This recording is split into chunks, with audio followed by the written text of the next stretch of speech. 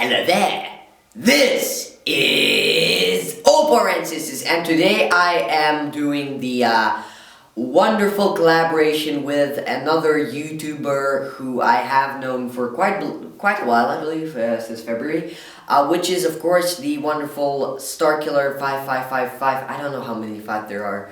There are probably 1,000 fives in there. Hello. Hi, it is me. I'm here. So, yes. Yes. It's an honor to be here.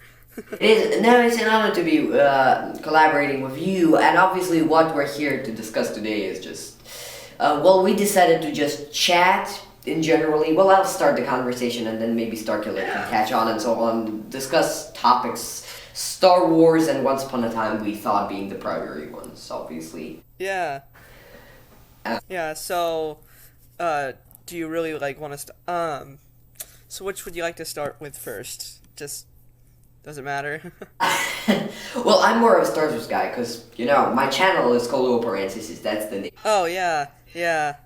Oppo Rancis, yeah. Great Jedi, but...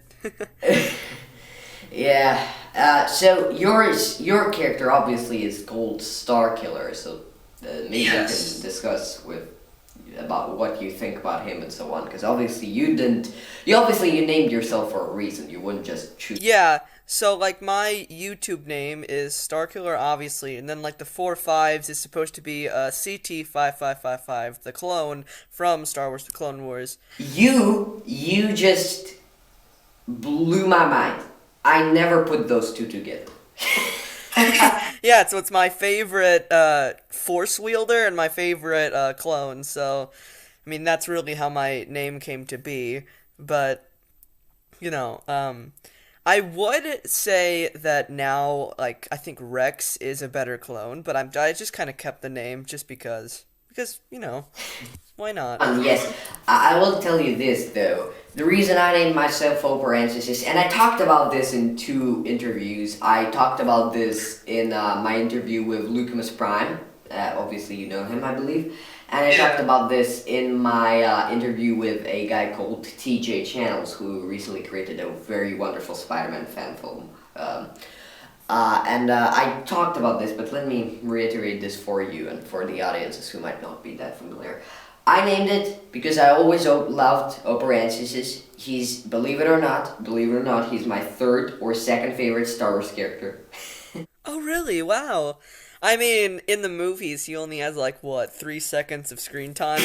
Maybe even less. And he doesn't have any words, obviously. He doesn't have any words, but first, it's the design that I love. Just the idea of sitting on that chair, but with that tail, with that beard, with that kind of funny look. Oh, yeah, yeah. Yeah, I'm not really that well versed in Oppo Rancis. I knew he was on the console, and I knew he died, at least in Legends, but other than that, I'm not really... We don't know about his death in canon. I think he's alive in canon. Yeah, but other than that, I really don't know. So I am getting into reading more Star Wars novels, so maybe I can discover the truth of Oppo Rancis. Yeah, well, he appeared actually. He had a very big role in one comic that I read. I can't for my life think of what the name of the comic was, but it's in the Republic series Legends. He had a very big role in that. Yeah. And he also had a small role, I believe, in a Yoda comic, a brief part he had.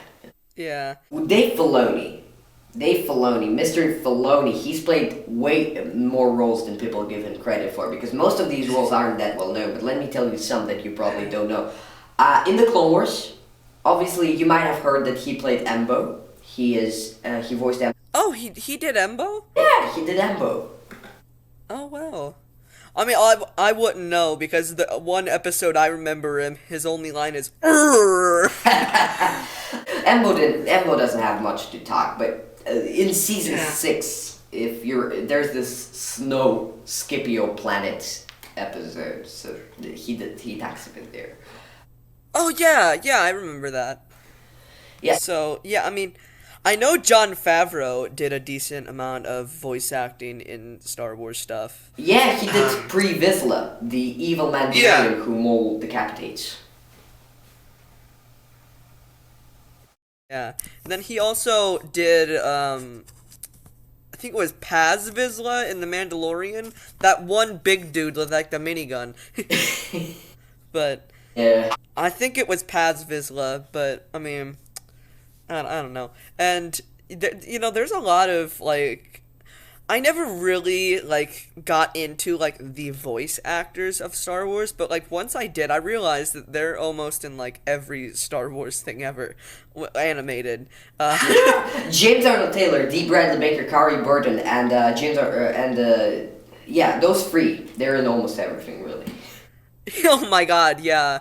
No, D. Bradley Baker is in every like animated thing ever, not just Star Wars. Yeah, you you can't imagine. D. Bradley Baker. I can name you like 100 characters just in Star Wars: The Clone Wars, just in Star Wars: The Clone Wars, and I'd still. Let's see. Rex, Wolfie, Gregor, Fives, Echo. Yeah, but it's not only limited to clones. That's what shocked Yeah. me. Because do you know the Geonosian Queen Karina in the Geonosian who's like, ew? Oh my lord. Is that Baker? Yes, that is him. Oh my god.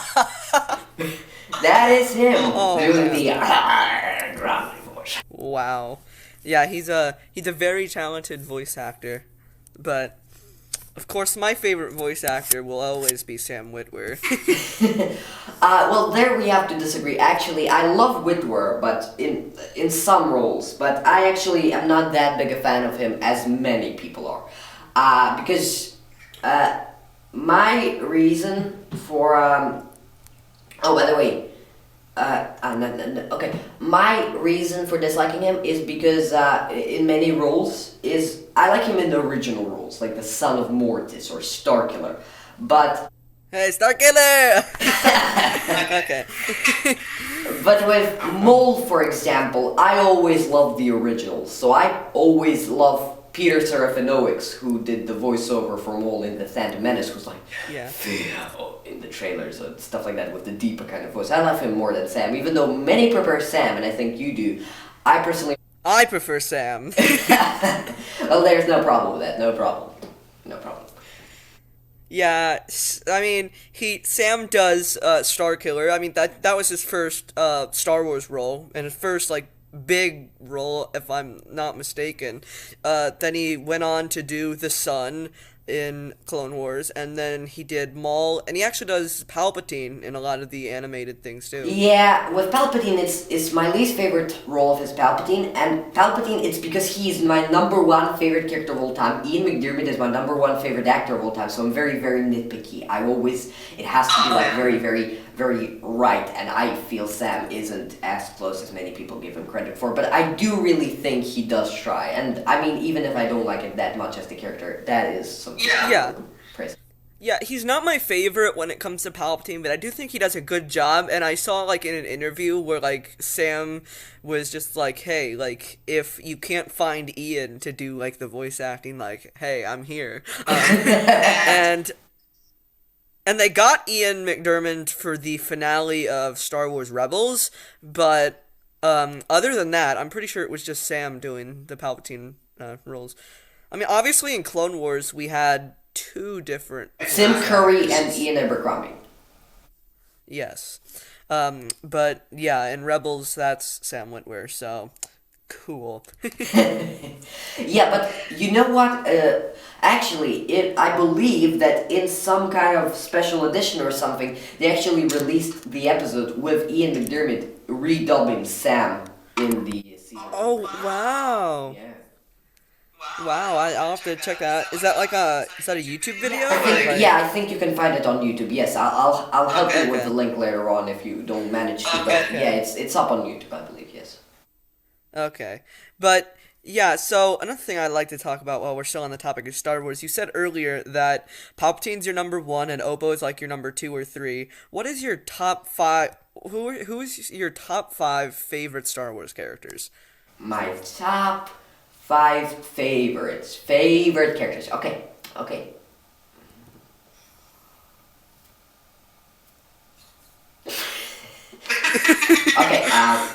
On number 5, we'd have to have Okay, how about we go from number 1 to number 5? That'll be easier. Okay. Okay, number 1 is Emperor Chancellor Senator Palpatine, Chief Palpatine, of course. Number 2 is Pascal Argente. He is a separatist of the Kurivar species. He appears briefly on Geonosis.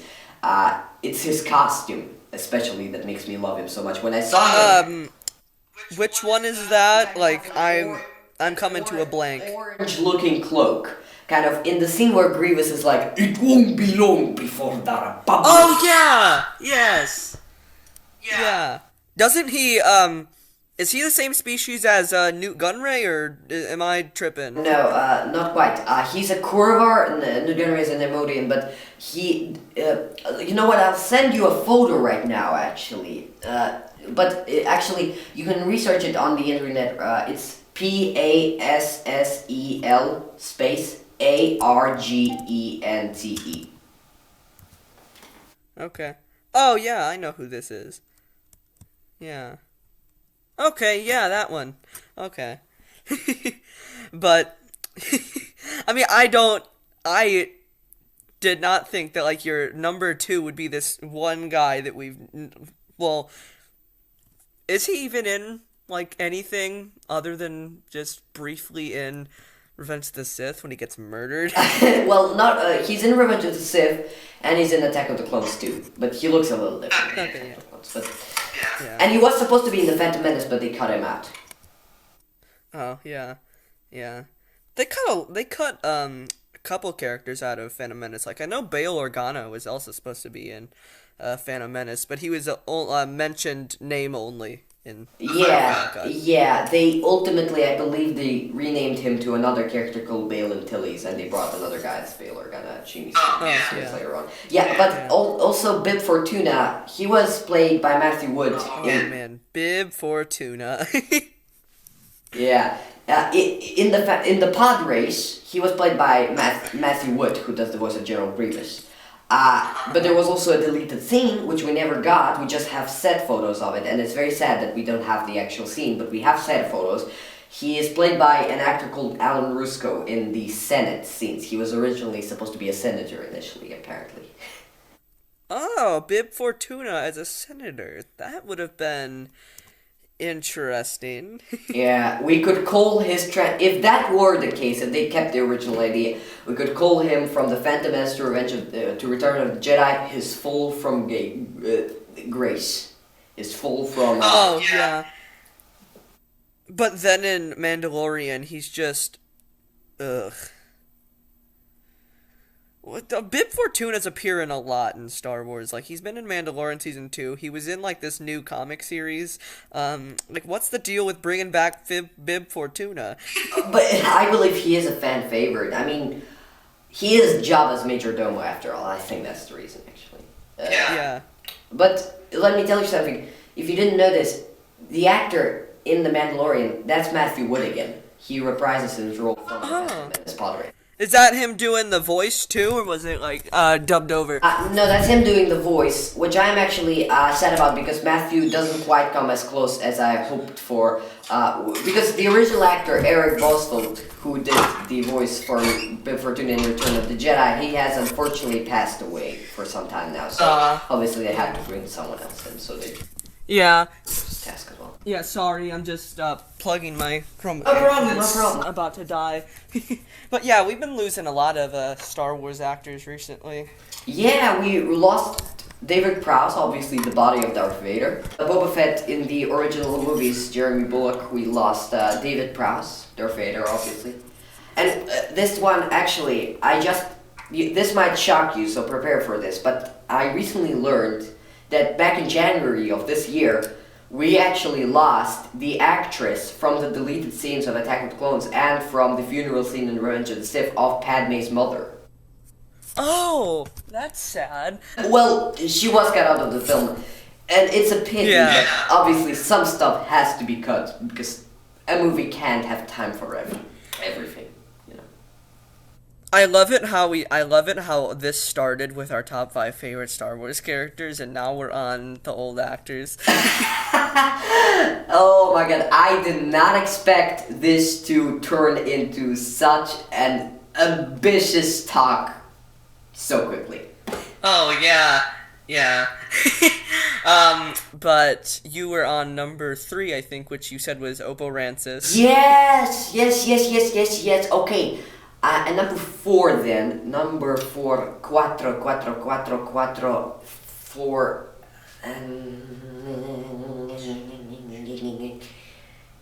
I can go if you need some time. Okay, go you. Okay, so at number 5, I have Darth Maul, solely because of Clone Wars and Rebels, because, well, I should just say in all of canon, because in Legends, Maul was just like, hey, this is an assassin, go kill people, that's your only character. Yeah.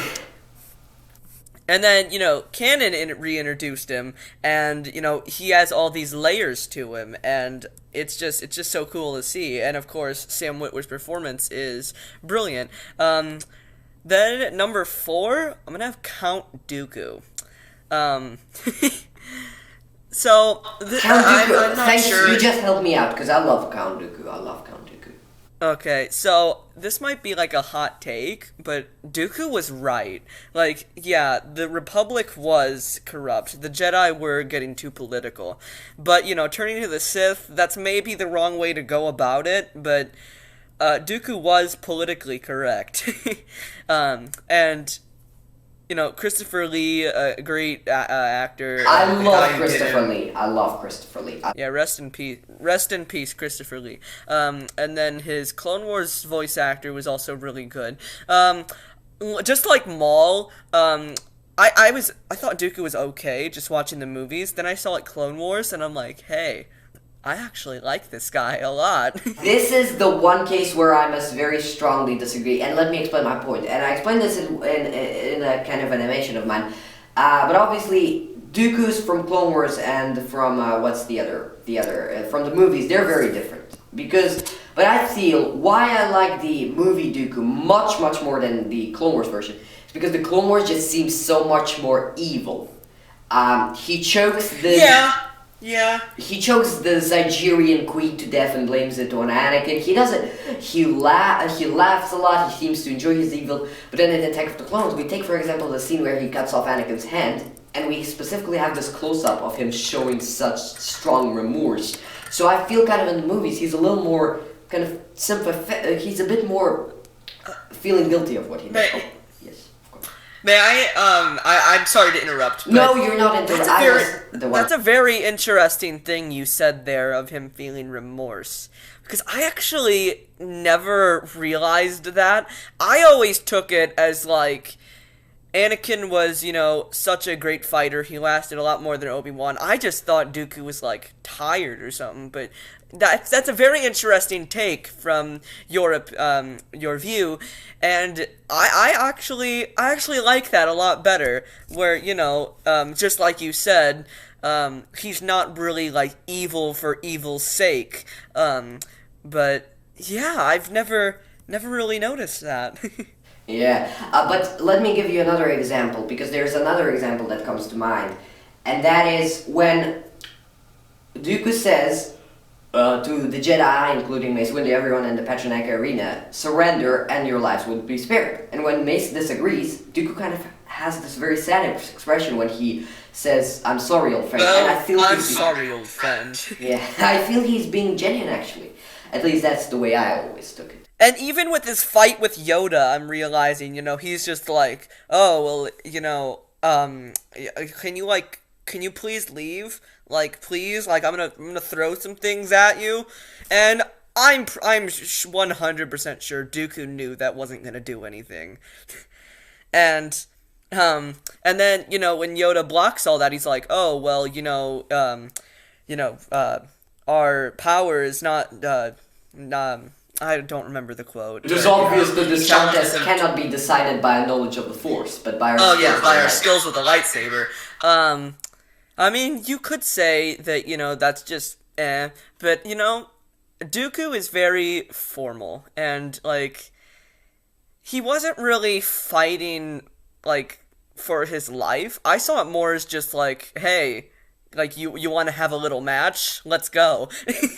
He's a gentleman. I feel. He's kind of a gentleman. That's why I like him so much. Yeah, but then I do see what you're saying in Clone Wars. He is a little more evil. And there are some shots in Clone Wars which, if anyone watching this hadn't noticed, Dooku doesn't have Sith eyes. But there are, like, 2 or 3 shots in Clone Wars where you can see, like, his eyes aren't really, like, fully Sith, but you can see, like, a hints of, like, yellow in there. So do you, have a idea of why Dooku doesn't have, Sith eyes? Well, I'm thinking it's because he didn't, like, fully go into that dark abyss, I guess. Yeah, he didn't join for power. He joined for political reasons. So, like, really, he didn't immerse himself in the dark side like, Maul or Vader or Palpatine. I'm spending so much time talking about Dooku. See, the more I talk about Dooku, the more I just want to put him higher on my list. So I think I'm actually going to put him at number 3. So, at my previously number 3, now number 4, would be Qui-Gon. And I really just don't know what to say about him. I loved him since Phantom Menace. One of my favorite prequel trilogy characters, as you can see, and just all the novels really makes me love him more. So yeah.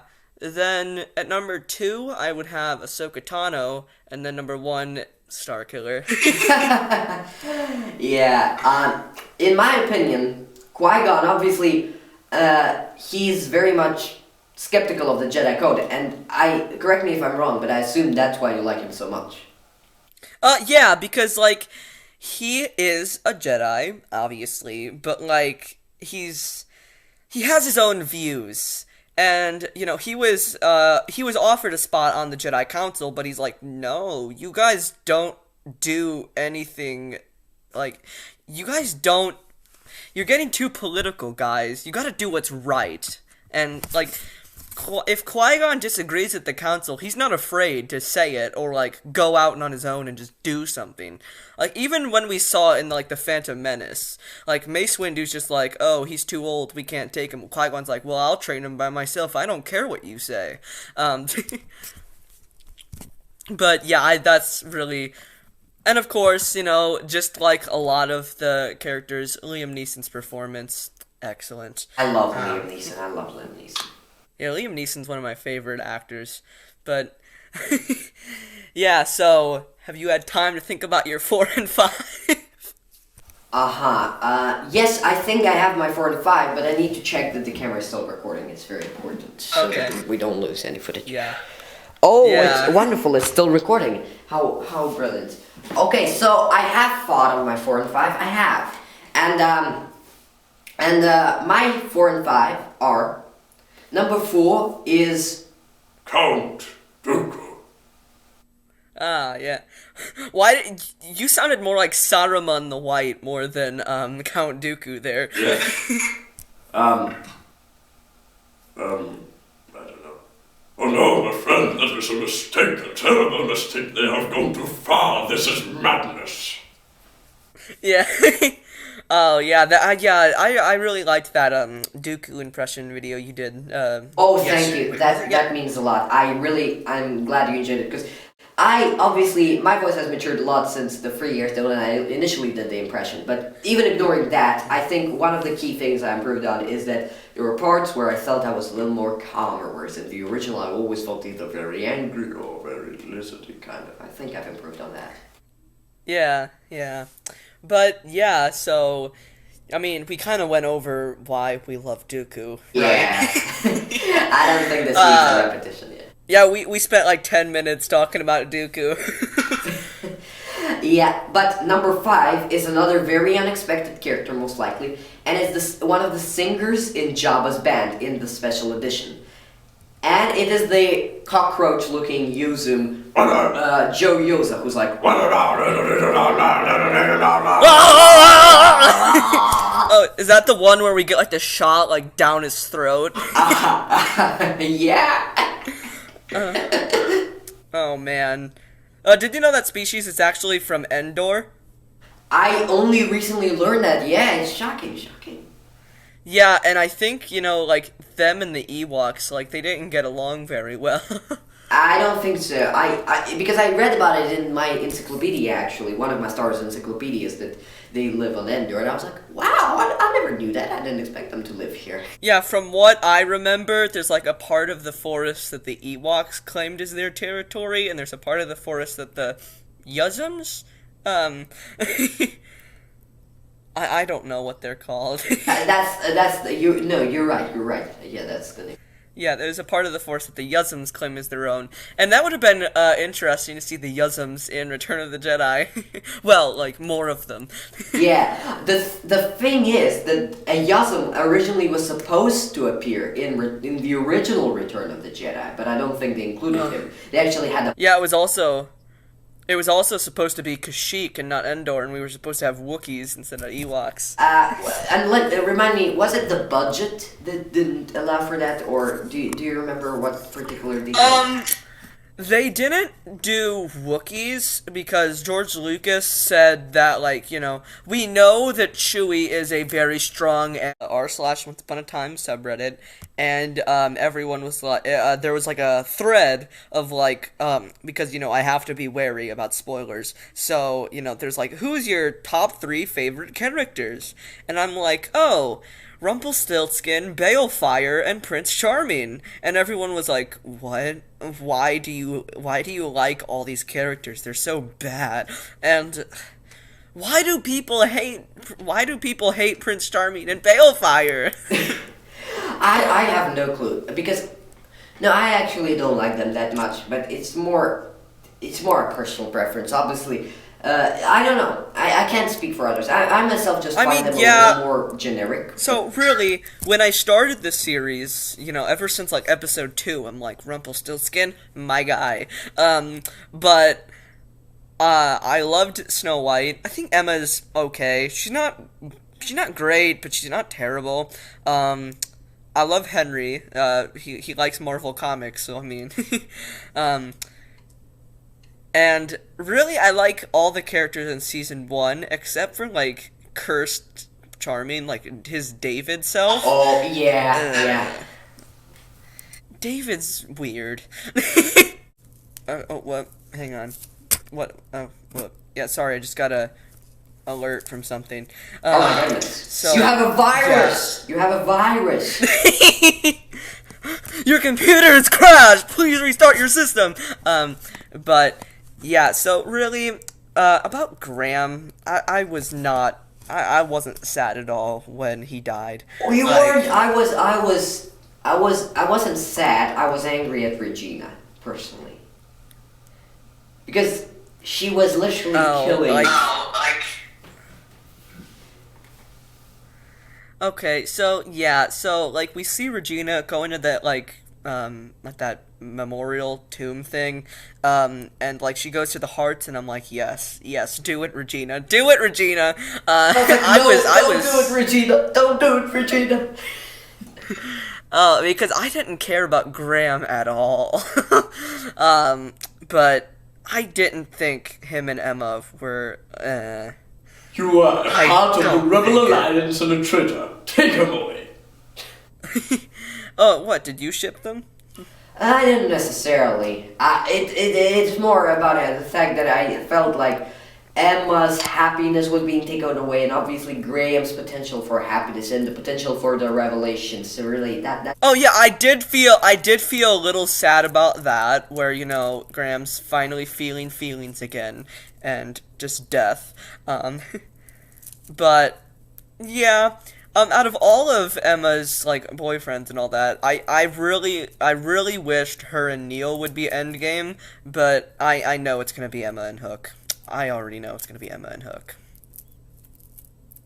But, Hook's goofy. Everyone says, like, Hook's, like, the best character in the series. Let me tell you 2 things before, because I keep having all of these thoughts, and I need to let them out before you finish speaking, because I'll keep forgetting them. Okay, number 1. Okay. When you mentioned Rumpel, and you loving him from Season 2, the moment, especially remember when he bites that apple over when he's in Regina's garden in season... Oh yeah, he bites the apple, like tosses it down. Ooh.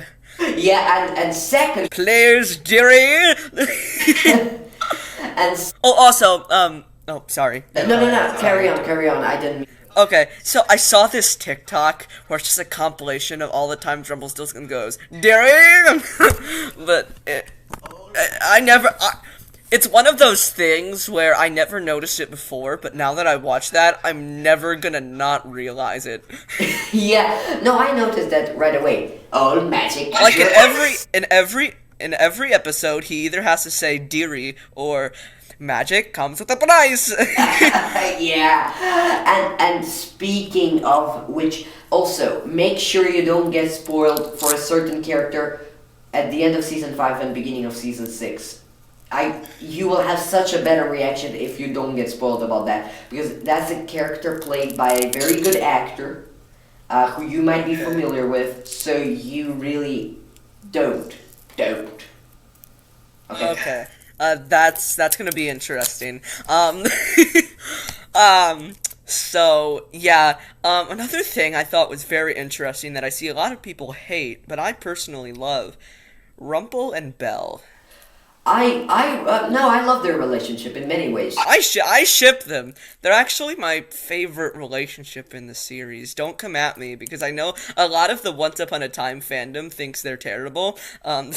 Really, I never knew that. Everyone I interacted with always loved them. I mean, my grandma when she Oh watched yeah, the show. I saw like the comments of like a Reddit post, and everyone's like, Rumpel is the worst ship in cinematic history, and Well, look, obviously, it begins in not a very good way, but ultimately, I think it even though it begins in him holding her captive, but you have to remember that this is not. it's just like in the actual Beauty and the Beast. So like, why y'all complaining? This is based on fairy tales. Fairy tales don't operate on laws and stuff like reality. They're a bit more absurd. I mean, look at. I hate the Brothers Grimm, but people don't complain that much about them, and they have the darkest fairy tales in the world. They have eyes being poked out. They have people being locked in boxes and thrown into a river. Oh yeah, so I saw this other meme. So like it's this format where it's like Disney like fairy tales shows like this like happy like Wonderland place. The original German stories shows like this hell. Yeah, but yeah. And also, you brought this up so long ago in the conversation, but I never got the chance to bring this up, so I need to do this urgently. When you said that you don't like Rumple being brought back, let me tell you something. I actually like how he's portrayed for the rest of season 3, but season 4, for me, the beginning at least, for me personally, is complete character assassination. It's the destruction of his character. It's the slow torture of his entire story and his entire character arc. And So what you're saying so do you mean like his character like goes down in quality, or like his personality? his is personality worse? completely changes. Everything he was built up to be throughout the seasons, his changes. He goes down a ladder down. That's what happens in season And 4. of course, one of the greatest things about the show, Robert Carlyle, just as an actor, oh man. Yeah, I love Robert Carlyle, although we are currently. If you're interested in Oh, this, yeah. check out my Twitter page or my Instagram page. I'm currently having some personal differences with Robert, but I do. Yeah. Carry on. Yeah, and I mentioned him in like one of my tweets. I was like, yo, like at Robert Carlyle, like, yo, this is my friend at Oppo. He made a reenacting of your Rumpelstiltskin scenes, and for some reason, you blocked him. So like, I knew he wasn't gonna see it, but it was worth a shot. Yeah, well, it is worth a shot because he sometimes comments on fan arts, so there is a possibility, and I'm hoping he will eventually notice because. It's not exactly, my problem isn't exactly that he blocked me. It's that I don't understand why he did that and why he didn't explain it to me. And if it's like a Twitter chain of me following some people that he doesn't like, well, first of all, I think that's stupid. But if it is, then I... The rest of the footage of this wonderful conversation has sadly been lost, which is why I will just play use Starkiller's outro, which because his side very much remains, but my camera ran out of battery and much of the footage was lost, even that was recorded. Okay, bye.